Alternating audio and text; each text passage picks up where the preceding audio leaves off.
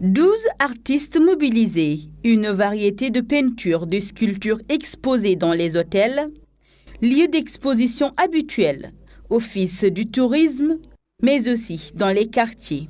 C'est la particularité de cette édition de la Biennale d'art contemporain of Casamance, 13e édition de la Biennale Dakar. Une occasion pour les initiateurs de rappeler l'importance de cette édition et de réitérer leur satisfaction.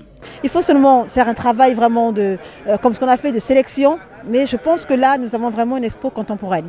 Donc, pourquoi? Parce qu'on veut aussi faire vivre la Casamance. Moi, je suis en Casamance et notre rôle est aussi que la Casamance puisse vivre aussi sa biennale, comme Saint-Louis, comme Kaolack peut la vivre, et que quelque part, cette région, quelque part aussi qui a été un peu coupée pendant 35 ans, on puisse dire que la Casamance revit, que la Casamance revient aussi dans la danse. Nous sommes très, très satisfaits du résultat. Bon, vous savez, on a tenu à faire participer les artistes gambiens et de la Guinée-Bissau. Parce que nous, au-delà de la biennale, on veut faire un échange culturel entre les peuples. Je pense que durant le panel, on a eu à parler de ça. Parce que nous avons la chance quand même d'avoir les mêmes peuples. Ça veut dire que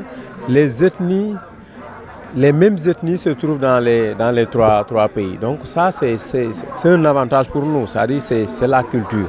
Donc nous nous basons de la culture pour quand même faire l'intégration de ces peuples-là. Donc c'est une forme d'échange culturel. Ce travail d'échange, de partage qui consiste à rappeler l'art au peuple, mais également à l'échange de culture, a été largement apprécié par l'ambassadeur de France. Cette deuxième biennale a un succès, je dirais, manifeste. Beaucoup d'artistes sont présents.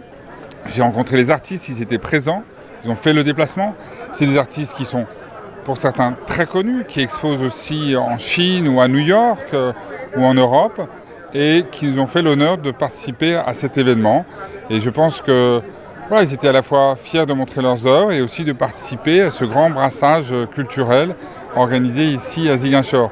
Rappelez que 3 pays, 2 frontières, un même socle socioculturel et presque une même histoire. C'est tout l'intérêt des débats qui se tiendront tout au long de la célébration de cette biennale.